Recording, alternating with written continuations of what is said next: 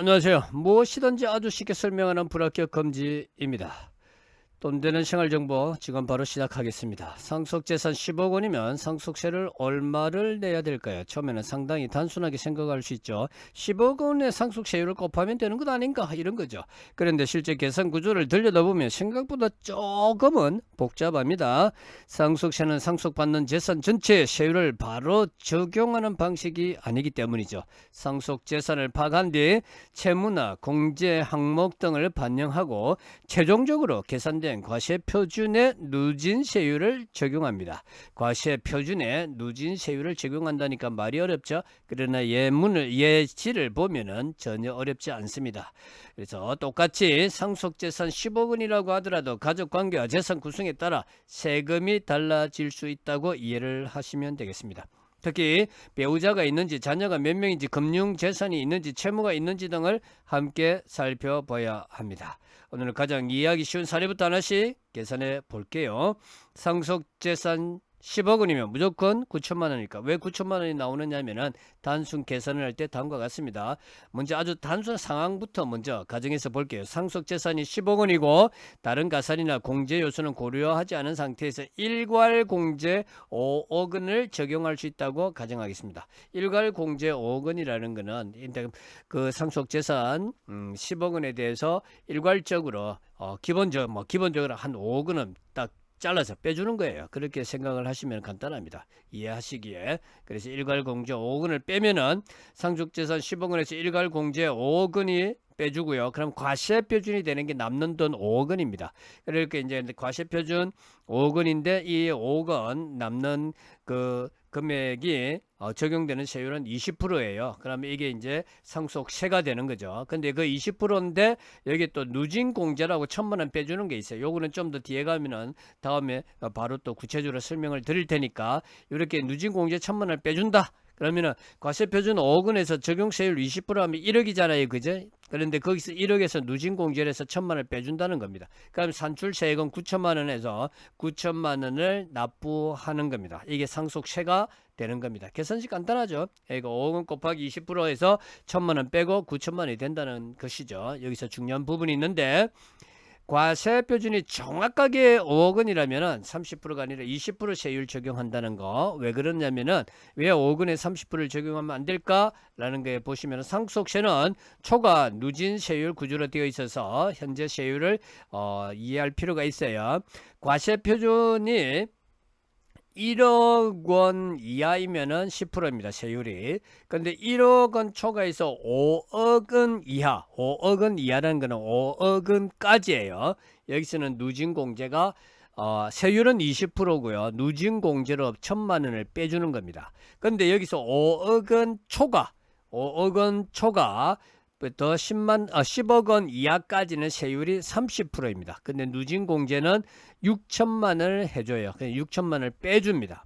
이해가 되셨죠? 그래서 여기서 만약에 정확히 5억 원이다 이러면 1억 원 초과 5억 원 이하에 걸리고요. 세율은 20%가 되는 겁니다. 그럼 누진공제 하면은 5억 원에서 20% 세율하면 1억이잖아요. 1억에서 1,000만 원 누진공제가 1,000만 원 빼주면 9천만 원 되죠. 그 9천만 원이 이제 상속세가 되는 겁니다. 그거 납부하셔야 되는 거죠. 근데 5억 원 초과 10억 원 이하에서 5억 원 초과를 만약에 뭐 5억 100원이라고 해봅시다. 100원이 초과됐네요. 그러면 이제 30% 세율이 되는 거 아니에요. 그죠? 그러니까 과세표준이 5억 100원이라고 가정을 했을 때는 5억 초과가 되니까 세율이 30%가 되겠죠. 그죠?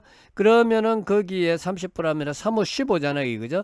그러니까 1억 5,100원이 되겠죠. 1억 5,100원. 그럼 1억 5,100원에서 누진공제는 이번에는 6천만 원을 해주는 거예요. 그러면 9,100만 원이 이 상속세가 되는 겁니다. 그러면 위에 20% 적용했을 때 5억 원일 때 20% 적용했을 때는 9천만 원이고 5억 100일 때 과세 100원이 많아요. 그랬을 때는 30% 적용했을 때는 누진 공제를 많이 해주기 때문에 결국 9,100원이 되는 겁니다. 100원밖에 차이가 안 나요. 신기하죠? 신기하다기보다 그런 계산이 나올 수도 있다는 것을 예를 들었습니다. 자, 이제 10억원 초과해서 30억원 이하면은 40% 세율에 누진 공제는 1억 6천만 원을 빼줍니다. 30억원을 초과하면은 세율이 50%예요. 이게 세율이 50%를 곱하는데 거기서 누진 공제로 4억 6천만 원을 빼준다. 그렇게 이해를 하시면 되겠습니다. 따라서 기준은 5억원 이하인지 5억원을 초과했는지 아까 이제 우리가 기준 지금 우리는 5억원 딱 정확히 딱 5억원이면 5억원 이하에 들어가는 거잖아요. 그죠? 그래서 과세 표준이 5억원이면은 20%를 세율을 곱하는 겁니다. 반면 과세 표준이 5억원을 조금이라도 넘어가면 단 100원이라도 넘어가면 30% 구간으로 넘어가는 거죠. 세율 30%가 되는 거죠. 예를 들어 과세 표준이 5억 1천만 원이라고 하면은 달라지죠. 5억 1천만 원 곱하기 30% 빼기 6천만 원에서 9,300만 원이 상속세가 되는 겁니다. 이해가 되셨죠? 따라서 상속세를 계산할 때는 5억원부터 30%라고 기억하면 틀리는 거죠. 5억원 이하까지는 20%, 5억원 초과부터는 30%다라고 기억하는 것이 정확하죠. 자, 이제 상속재산 10억원과 과세표준 10억원은 다릅니다. 이게 헷갈릴 수가 있어요.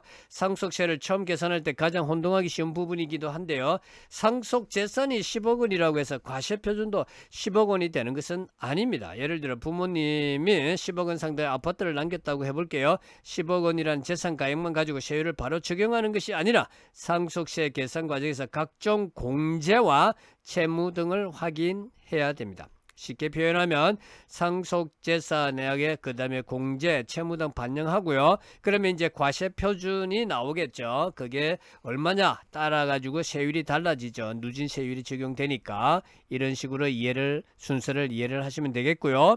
그래서 상속세를 알아볼 때 단순히 재산이 10억원이다 라는 정보만 가지고 세금을 확정할 수가 없는 거예요. 그렇게 확정하면 안 됩니다. 그리고 일괄공제 5억원이 중요한 이유에 대해서 설명을 드리고 일괄공제가 뭔지 설명을 드리도록 하겠습니다. 10억원 상속 사례에서 가장 먼저 확인되게 하게 되는 항목 가운데 하나가 일괄공제예요. 일괄공제는 상속인의 구성과 요건에 따라 적용 여부를 확인해야 하지만 일반적인 사례에서는 5억원을 기준으로 설명하는 경우가 많습니다. 단순하게 일괄공제 5억원을 적용한다고 가정하면 10억원 빼기 일괄공제 5억원은 5억원이 남는 겁니다. 그 5억원이 과세표준이 되는 거죠. 이 남은 5억원이 과세 표준이라고 가정하면 앞에서 살펴본 것처럼 5억원은 세율이 20%잖아요. 그죠? 그러면 1억이 나오죠. 그래서 누진 공제 1천만원 빼면은 9천만원 상속세가 나오는 겁니다. 이라는 산출세액, 이제 9천만원이 나오는 거죠. 이 산출세액이 상속세입니다. 여기서 중요한 것은 9천만원이 모든 10억원 상속의 최종 세금이라는 뜻은 아니라는 점입니다. 실제 상황에서는 다른 공제와 세액 공제 등을 추가로 검토해야 됩니다. 배우자가 있으면 결과가 크게 달라집니다. 상속세를 알아보면서 개인적으로 가장 주의해서 봐야 한다고 느낀 부분 중 하나가 배우자 상속 공제예요. 이 보시면은 상속인이 배우자인 경우에는 배우자 상속 공제를 검토할 수 있습니다. 따라서 같은 10억원의 상속 재산이라도 배우자가 있는 경우 없는 경우는 계산 결과가 상당히 달라집니다. 하늘과 땅 차이예요. 예를 들어 아주 단순해서 배우자 공제와 일괄 공제를 합쳐 10억원의 공제가 가능한 상황이라고 가정하면은 10억원 이게 지금 상속 금액이잖아요. 10억원 빼기 5억원에서 0원이 되는 겁니다. 상속세가. 이라는 계산도 가능해진다는 거죠. 물론 실제 배우자 공제는 배우자가 실제로 상속받은 금액과 법정한도 상속재산 분할 및 신고 등 여러 요건을 확인해야 합니다. 따라서 배우자가 있으니까 무조건 5억원을 추가로 공제를 받는다고 이해해서는 또 안 됩니다. 그리고 채무가 있다면 반드시 확인해야 합니다. 상속 재산을 확인할 때 재산만 찾아보면 안 됩니다. 우리가 뭐 영화나 뭐 이게 드라마 같은 데 보면은 부모님의 이 재산에서 또 채무 있잖아요. 그죠? 채무를 또 상속 받아가지고 이 채무 부담까지 지는 경우도 많이 봤죠. 그런 경우도 있죠. 그래서 지금 그 이야기 하는 거예요. 피상속인에게 금융기관, 이 피상속인이라는 거는 이제 이 상속을 해주는 사람이죠. 에게 금융기관 대출이나 기타 인정되는 채무가 있다면 상속세 계산에 영향을 줄 수 있습니다. 예를 들어 10억 원 상당의 재산이 있고 인정되는 채무가 2억 원이라고 단순하게 가능을 하면은 10억 원 빼기 2억 원에서 8억 원이 되는 거죠. 그 후 적용 가능한 상속 공제를 다시 계산하게 되는 거죠. 다만 모든 채무가 자동으로 인정되는 건 아니에요. 실제 신고에서는 채무의 존재와 부담 사실을 확인할 수 있는 자료가 중요하기 때문에 대출 잔액 증명서 등 관련 서류를 미리 챙겨두는 것이 중요합니다.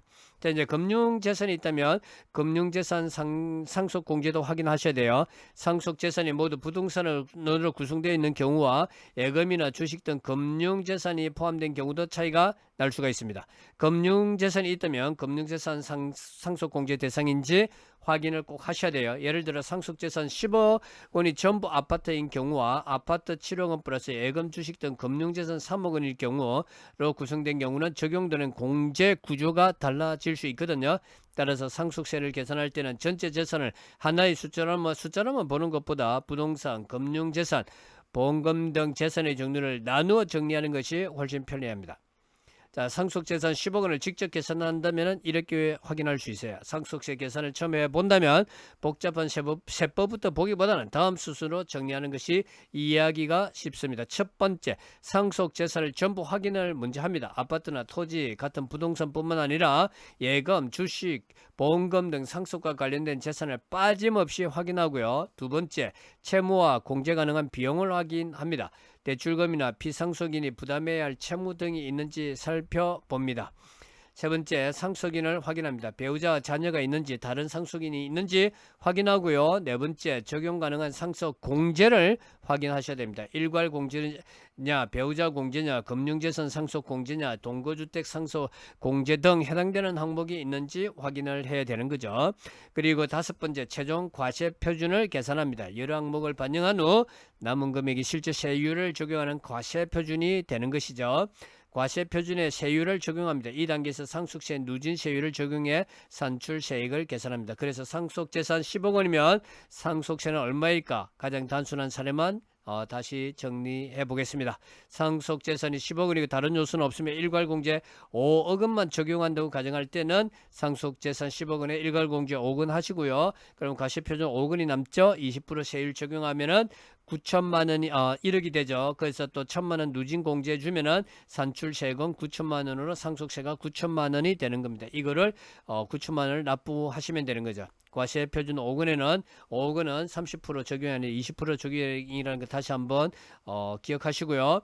5억 원을 초과하는 순간부터는 30%가 되는 거죠. 위에서 설명해 드렸듯이. 그리고 실제 상속세는 여기서 끝나지 않습니다. 배우자 공제, 금융재산 상속 공제 등 동거주택 상속 공제, 채무 등 여러 요소를 추가로 검토해야 하기 때문이죠. 따라서 상속재산 10억 원은 상속세 9천만 원이라는 이렇게 단정하기보다는 10억 원을 상속받더라도 어떤 공제를 적용받느냐에 따라 세금이 크게 달라진다 라고 이해하는 것이 정확합니다. 상속이 발생했다 먼저 재산 목록을 만들고 부동산과 금융재산을 구분한 뒤 채무와 상속인을 정리해보는 것이 좋습니다. 상속세는 재산 평가 방법이나 사전 정려 재산 공제 요건 등에 따라서도 결과가 달라질 수 있으므로 실제 신고를 앞두고 있다면 구체적인 재산 내역을 기준으로 다시 계산하는 것이 안전합니다.